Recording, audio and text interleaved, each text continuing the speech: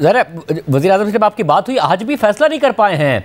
कभी हुआ नहीं कि इतना बड़ा सस्पेंस हो केयर टेकर प्राइम मिनिस्टर के ऊपर, फिर मुलाकात भी हो गई। राजा रियाज साहब तो जैसे लीडर ऑफ द अपोजिशन है, सबको पता है, उसके बावजूद कोई बात नहीं आगे आ रही है, नाम नहीं सामने आ रहा है, सस्पेंस भी है, सीक्रेसी भी है। क्या हो रहा है? हाँ, ये बड़ा मुश्किल सवाल है। अभी ना सस्पेंस है ना सीक्रेसी है। इस्लामाबाद में बहुत से लोगों को पता है कि जो 2-3 लोग हैं जो फ्रंट रनर्स हैं, उनका नाम तो मीडिया में अभी तक आया ही नहीं है। शायद एक आध नाम आया, बाकी नाम तो नहीं आ रहे। जो नाम आज राजा रियाज साहब ने वज़ीर आज़म साहब के साथ डिस्कस किए हैं, उनमें वो नाम शामिल नहीं है जो मीडिया में आ रहे हैं।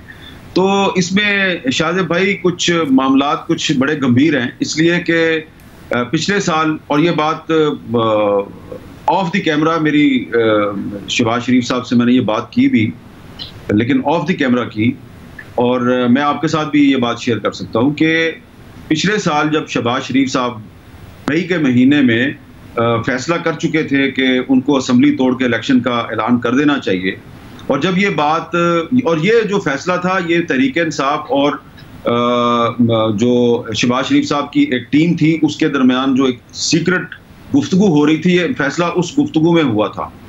और उस वक्त जब हमने ये खबर ब्रेक की थी तो तरदीद कर दी थी उस वक्त की हुकूमत, जो कि शहबाज शरीफ साहब की हुकूमत थी।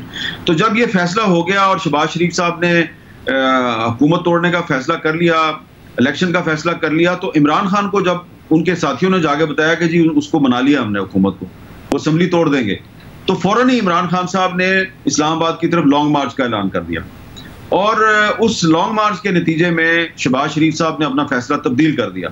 लेकिन ये जो 3-4 दिन थे, जब पता चल गया जनरल कमर जावेद बाजवा को, जो उस वक्त आर्मी चीफ थे, कि अब शहबाज शरीफ साहब ने नए इलेक्शन का फैसला कर लिया है, तो उन्होंने अपने कुछ साथियों के साथ मिलके कुछ लोगों के इंटरव्यू शुरू कर दिए, बाकायदा मुलाकातें शुरू की। Care taker prime minister, care taker finance minister, care taker foreign minister, और इस तरह के कुछ लोगों के उन्होंने इंटरव्यू कर लिए।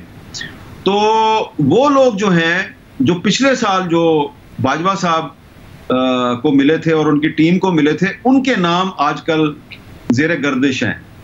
उन लोगों के साथ मौजूदा मिलिट्री लीडरशिप ने कोई मुलाकात नहीं की, लेकिन वो लोग खुद ही इंटरेस्टेड हैं और अपना नाम चला रहे हैं। लेकिन आज जो नाम डिस्कस हुए हैं राजा रियाज साहब और शहबाज शरीफ साहब के दरमियान, उनमें वो नाम शामिल नहीं है।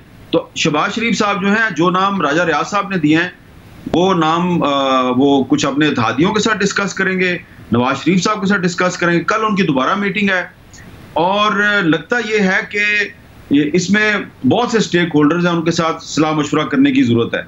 तो एक कंसेंसस डेवलप करना है, क्योंकि देखें ना, 13 जमातों की एक मुश्तरका हुकूमत थी, तो 13 में से 13 के 13 की जमातों के सरबराहों के साथ तो शहबाज शरीफ साहब शायद मशवरा ना करें, लेकिन कम से कम 5-6 जो मेन स्टेक होल्डर हैं उनके साथ तो करना है ना।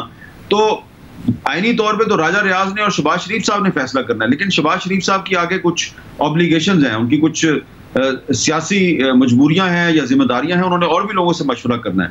तो ये चीज जो है, ये हो सकता है कल फाइनल हो जाए, या हो सकता है परसों भी चली जाए। लेकिन शहबाज शरीफ साहब ने ये ऑप्शन भी खुली रखी हुई है कि फिर अगर उनमें और राजा रियाज में या उनमें और किसी और में मामला तय ना हो, तो फिर पार्लियामानी कमेटी के पास मामला जाएगा, और हो सकता है कि अल्टीमेटली इलेक्शन कमीशन के पास ही चला जाए।